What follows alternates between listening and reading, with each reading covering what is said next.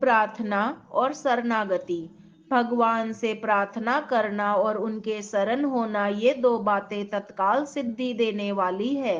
कोई आफत आ जाए, दुख आ जाए, संताप हो जाए, उलझन हो जाए तो आर्त भाव से हे नाथ, हे प्रभु कहकर भगवान को पुकारे, उनसे प्रार्थना करे तो तत्काल लाभ होता है। जैसे गजेंद्र, द्रौपदी, उत्तरा आदि ने विपत्ति के समय भगवान को याद किया, उनको पुकारा तो उनकी तत्काल रक्षा हो गई। कारण यह है कि जब अपना बल कोई काम नहीं देता, अपनी बुद्धि कुंठित हो जाती है, उस समय भगवान की शरण लेने से भगवान की कृपा कम काम करती है।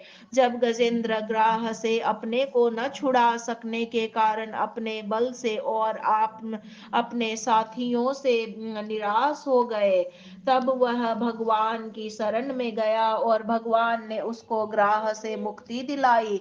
चीरहरण के समय जब द्रौपदी सब तरफ से निराश हो गई, किसी ने भी उसकी प्रार्थना नहीं सुनी, तब उसने भगवान को पुकारा और भगवान ने उसकी रक्षा की। जब अश्वत्थामा के द्वारा छुड़ा दिया गया अस्त्र उत्तरा के गर्भ को नष्ट करने के लिए आने लगा, तब उत्तरा ने सर्वथा भगवान के शरण होकर उनको पुकारा और भगवान ने उसके गर्भ की रक्षा की। जब अर्जुन कर्तव्य अकर्तव्य का निर्णय न कर सकने के कारण अपनी बुद्धि से निराश हो गए, तब वे भगवान की शरण में गए और भगवान ने संसार का उद्धार करने वाले गीतोपदेश द्वारा उनको मोह का नाश कर दिया। भगवान की कृपा से जो काम होता है वह अपने बल बुद्धि से कभी नहीं होता, परंतु जब तक अपना बल पूरा न लगा दे तब तक भीतर से असली प्रार्थना नहीं होती।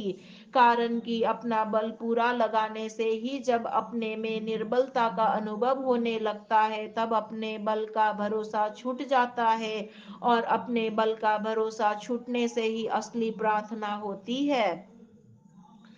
बुद्धिर्विकुंठिता नाम नाथ समता समाप्त मम युक्तयः। अपनी बुद्धि कुंठित हो जाए, अपनी युक्तियां, अपना उद्योग सब फेल हो जाए, ऐसे समय में असली प्रार्थना होती है। नहीं तो अपने बल आदि के अभिमान का अंश रहने से नकली प्रार्थना होती है। नकली प्रार्थना से काम नहीं होता। जो लोग कहते हैं कि हमने प्रार्थना की पर कुछ नहीं हुआ, तो वास्तव में उनसे असली प्रार्थना हुई ही नहीं। प्रार्थना की नहीं जाती, प्रत्युत भीतर से निकलती है, अर्थात स्वतः होती है। अगर भीतर से असली प्रार्थना हो तो तत्काल काम होता है।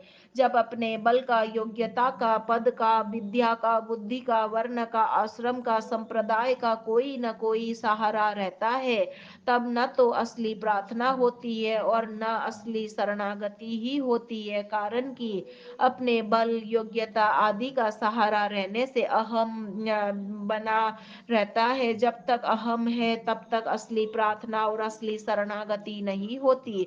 असली प्रार्थना और असली शरणागति के बिना काम नहीं होता। अपने में सर्वथा निर्बलता का अनुभव हो जाए तब असली प्रार्थना और असली शरणागति होती है। सुनेरी में निर्बल केवल राम। निर्बलता का अर्थ यह नहीं है कि हमारा शरीर निर्बल हो जाए, शरीर में शक्ति ना रहे, हम बीमार हो जाए। निर्बलता का अर्थ है अपने बल से निराश हो जाना, अपने बल का किंचन मात्र भी सहारा, भरोसा या अभिमान न होना। बुद्धि बल, मनोबल, धन बल, तन बल, बाहुबल, विद्या बल आदि सबसे निराश हो जाए और भगवत प्राप्ति की तीव्र आशा हो जाए, तब प्रार्थना तत्काल काम करती है।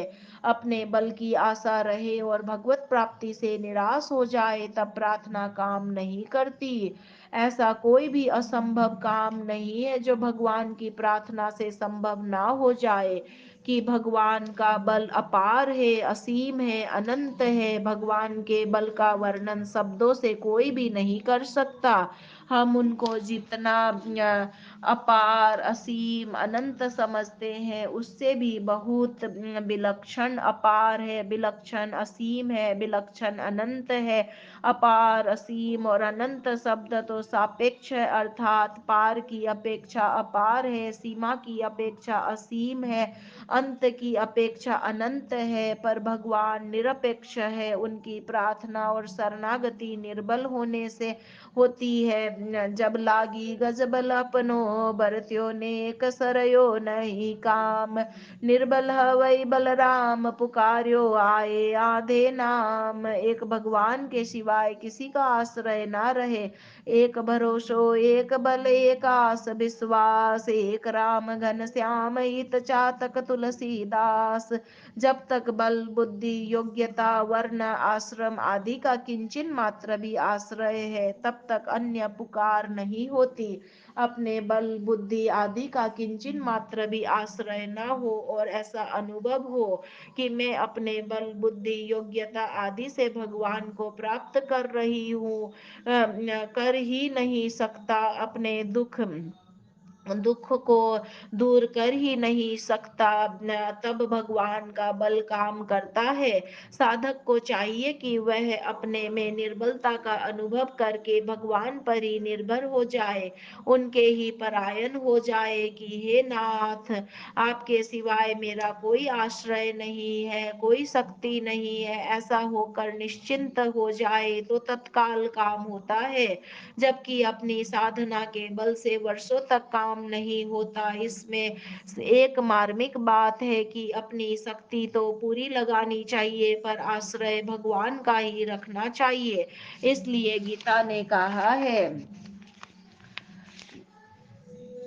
जरा मरण मोक्षाय मामाश्रित्य यतन्ति ये ते ब्रह्मा तद्विद्दु कृष्णमध्यात्म कर्म चाखिलम। जरा और मरण से मोक्ष पाने के लिए जो मेरा आश्रय लेकर यत्न करते हैं, वे उस ब्रह्म को, संपूर्ण अध्यात्म को और संपूर्ण कर्म को भी जानते हैं। साधक यत्न तो करे, पर भरोसा यत्न पर रख कर भगवान पर रखे, पर यत्न पर न रख कर भगवान पर रखे। जैसे भगवान ने बाएं हाथ की छोटी अंगुली के नख पर गोवर्धन पर्वत को उठा लिया और ग्वाल बालों से कहा कि सब अपनी अपनी लाठी लगाओ। सबने अपनी अपनी लाठियां लगा दी, पर उनके मन में यह भाव आया कि हम सब ग्वाल बालों ने अपनी लाठियों से के सहारा लगाया है, तभी पर्वत ठहरा है।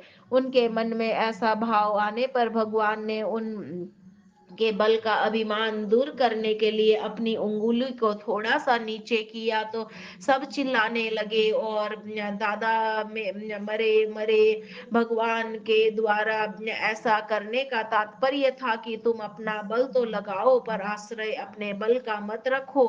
तत्परता तो पूरी हो, पर अपने बल का अभिमान ना हो। इसलिए भगवान ने अर्जुन से कहा, निमित्त मात्र भव सभ्य साची। हे सभ्य साची, तो निमित्त मात्र बन जाओ। निमित्त मात्र बनने का अर्थ है कि अपनी शक्ति को तो पूरी लगाओ, पर अपनी शक्ति का किंचन मात्र भी भरोसा मत रखो। थोड़ा सा काम कर देना या निमित्त मात्र बनना नहीं है। अर्जुन दोनों हाथों से बाण चलाते थे। वे दाएं हाथ से बाण चलाकर जैसा निशान मारते थे, वैसा ही निशाना बाएं हाथ से बाण चलाकर मारते थे। इसलिए अर्जुन का नाम सब्यसाची था। भगवान अर्जुन को सब्यसाची संबोधन देकर यह कहते हैं कि तुम अपनी पूरी शक्ति लगाओ, पर मन में यह बात मत रखो कि मेरे बल से, मेरी विद्या से काम हो जाएगा। जो कुछ होगा मेरी कृपा के बल से होगा। इसलिए भगवान की कृपा का आश्रय लेकर प्रार्थना की जाए तो भगवान की अपार विलक्षण शक्ति तत्काल काम करती है। रामचरितमानस में आया है, मसक ही करही बिरंची प्रभु अजहि मसकते हिन। जो चेतन कह जड़ करई, जड़ई करई चैतन्य। त्रीन ते कुलिस कुलिस त्रीन करई। तात्पर्य है कि भगवान असंभव को संभव और संभव को असंभव बनाने में सर्वथा समर्थ है। कर्तुमकर्तुमन्यथात् कथा कर्तु समर्थः। उनमें किसी तरह की असामर्थ्य नहीं है, वे सब तरह से पूर्ण है। बल, बुद्धि, विद्या, योग्यता आदि किसी भी विषय में उनमें किंचन मात्र भी कमी नहीं है। ऐसे सर्वथा परिपूर्ण सर्व समर्थ भगवान के साथ हमारा संबंध हो जाए तो उनकी सब शक्ति हमारे में आ जाएगी। जैसे बिजली के तार के साथ संबंध होने पर पंखा भी चलता है, अंगीठी भी जलती है और बर्फ भी जमती है, प्रकाश भी होता है। ऐसे एक ही शक्ति से अनेक परस्पर विरुद्ध कार्य हो जाते हैं। ऐसे ही संसार की उत्पत्ति करने में, पालन करने में और संहार करने में एक ही शक्ति काम करती है। जब प्रार्थना के द्वारा भक्त ऐसे सर्व समर्थ भगवान के सन्मुख हो जाता है तब उसमें किसी तरह की कमी कैसे रह सकती है? कमी रहने की संभावना ही नहीं है। भगवान कहते हैं, यो मामेव सम्मूढ़ो जानाति पुरुषोत्तमं स सर्वविद् ज्वति माम सर्वभावेन भारत। हे भारत, इस प्रकार जो मोह रहित मनुष्य मुझे पुरुषोत्तम जान लेता है, वह सर्ववेद मनुष्य सब प्रकार से मेरा ही भजन करता है। जो भगवान को पुरुषोत्तम जानता है वही सर्ववित्त सर्वज्ञ होता है। संसार की बहुत बातें जानने से मनुष्य सर्ववित्त नहीं होता। भगवान की शक्ति अपार, असीम, अनंत, अगाध्य, ऐसा जिसका दृढ़ विश्वास है वह सब प्रकार से भगवान का ही भजन करता है। उसकी दृष्टि भगवान के सिवाय दूसरी तरफ जाती ही नहीं। भगवान के सिवाय और किसी का कोई सहारा नहीं रहता और किसी का कोई मूल्य नहीं रहता और किसी से कोई आस नहीं रहती।